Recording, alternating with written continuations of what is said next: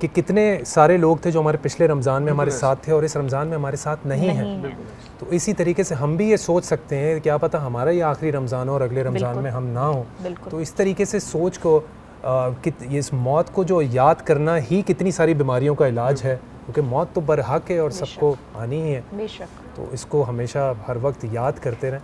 और मैं इसमें एक जुमला ऐड करूँगा उमर भाई, आपने बहुत ही अच्छी बात इंट्रोडक्शन में की। मैं चाहूँगा उलमाए कराम भी फिर इसमें साथ में, आपने स्टार्ट किया कि मौला अली के कौल से कि असल आँख तब खुलेगी जब इंसान की आँख बंद हो। उस पर बड़ा खूबसूरत मुझे शेर याद आया, वो किसने कहा था कि जब बंद की आँखें तो खुल गई आंखें, मैं क्या बताऊं मुझे फिर क्या क्या नजर आया। याद रखिए, जब कब्र में आंख खुलेगी ना, हकीकी आंख, जब उस दिन आप देखेंगे कि असल दुनिया तो ये थी, यहाँ के लिए मेरी जुस्तजू थी, इस वक्त के लिए मुझे भेजा गया था, तब आपको मालूम होगा मुझसे कितना बड़ा नुकसान हो गया।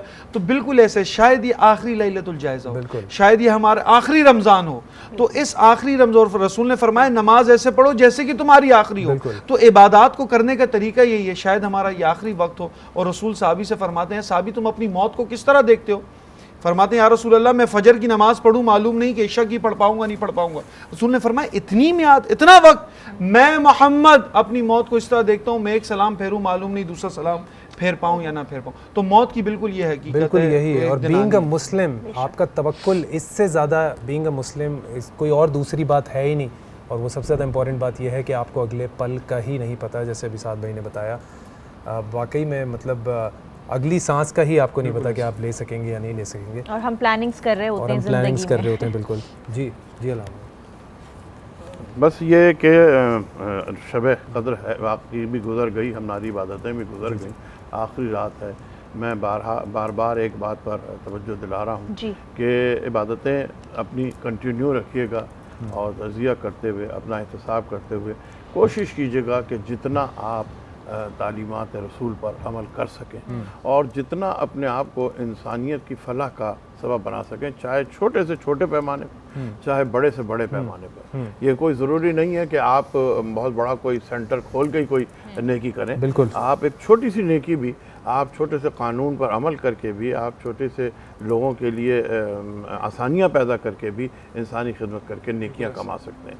मिसाल के तौर पर मैं एक छोटी सी मिसाल अपने माशरे की दे दूँ। हमारे यहाँ मोटरसाइकिलें बहुत चलती हैं। आप अगर कभी बाज़ार में दुकानों पर उस पर जाएँ तो मोटरसाइकिल वाले वो हों या गाड़ी वाले हों, वो आधे बीच रोड पर गाड़ी पार्क करके या मोटरसाइकिल पार्क करके चले जाते हैं। ज़ाहिर ये बहुत छोटी सी बात है, लेकिन हम इससे एक प्रॉब्लम पैदा करते हैं, प्रॉब्लम क्रिएट करते हैं माशरे के लिए। अगर हम एक आदमी थोड़ी सी जहमत कर ले, हम उल्टा चले आएंगे और जाके सारे ट्रैफिक को जाम कर देंगे, उसके बाद हम गालियाँ देंगे हुकूमत को कि हुकूमत कुछ नहीं करती। तो अगर हम ये थोड़ा सा देख लें कि हम तकलीफ उठा के कानून पर अमल कर लें तो हम माशरे के लिए आसानियाँ पैदा करेंगे। और जब एक आदमी कोई कानून पर अमल करता है तो 10 आदमी उससे मुस्तफ़ीद होते हैं। जब एक आदमी कानून तोड़ता है तो 10 आदमी उस कानून के मुश्किलात का शिकार होते हैं। तो ये थोड़ा सा अगर हम आसानियाँ दुनिया के लिए पैदा करें तो शायद हम मकसद इंसानियत की तकमील की तरफ आगे बढ़ सकें। और यही इंसान होने का मकसद यही है। बाकी खाना पीना, भूखे रहना, ये सब तो जानवर भी कर रहे हैं, सब कर रहे हैं। सब और जो इबादतें हम कर रहे हैं तो अल्लाह हमारी इबादतों का मोहताज नहीं है। वो तो उसके मलाइका इबादत कर रहे हैं, जार इबादत कर रहे हैं, जमादात इबादतें कर रहे हैं, अंबिया ने इबादतें की। तो इन इबादतों के साथ इंसानियत को हम कहाँ, कैसे, कितना फ़ायदा पहुँचा सकते हैं, किसी को हम सुख दे सकते हैं, उस पर आप बहुत सही बात की आपने।